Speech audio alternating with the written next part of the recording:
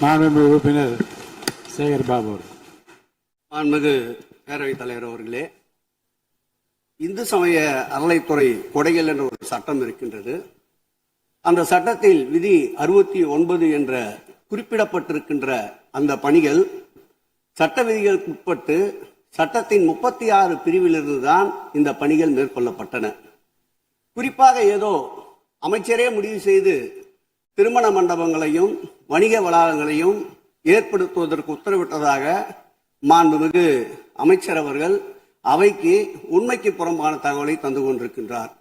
ஒவ்வொரு திட்டங்களும் அன்றைய காலகட்டத்தில் இருந்த சட்டப்பேரவை உறுப்பினர்களுடைய பரிந்துரையின் அடிப்படையில் சட்டப்பேரவை உறுப்பினர்கள் கேட்டுக்கொண்டதற்கு அடிப்படையில் தான் அனைத்து திட்டங்களும் அந்த காலகட்டங்களில் கொண்டு வரப்பட்டது.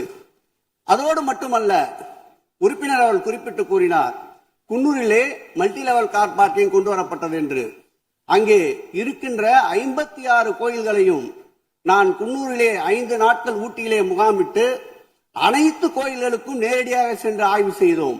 அந்த ஆய்வின் அடிப்படையில் அந்த திருக்கோயில்களுக்கு வருகின்ற பக்தர்களுடைய அடிப்படை தேவைகளுக்கு வருமானத்தை உயர்த்துவதற்காக குன்னூருக்கு சுற்றுலாவிற்கு வருகின்ற மக்களுடைய வாகனங்கள் போதிய அளவிற்கு பார்க்கிங்களுக்கு இடமில்லாமல் தவிக்கின்ற சூழ்நிலையில் அங்கே மல்டி லெவல் பார்க்கிங் கொண்டு வந்தால் நகராட்சி பரிந்துரையின் அடிப்படையில் வருமானம் பெருகும்.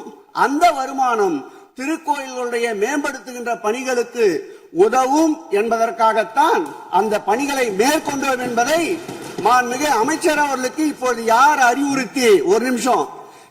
அறிவுறுத்தி இந்த அரசாணையை வெளியிட்டிருக்கின்றாரோ அவர்தான் அப்பொழுது ஆணையாளராக இருந்தபோது இதே அறிவுறுத்தின் பேரில் அரசாணையை வெளியிட்டிருக்கிறார் என்பதை பேரவைத் தலைவர் வாயிலாக அமைச்சருக்கு தெரிவித்துக் கொள்கிறேன்.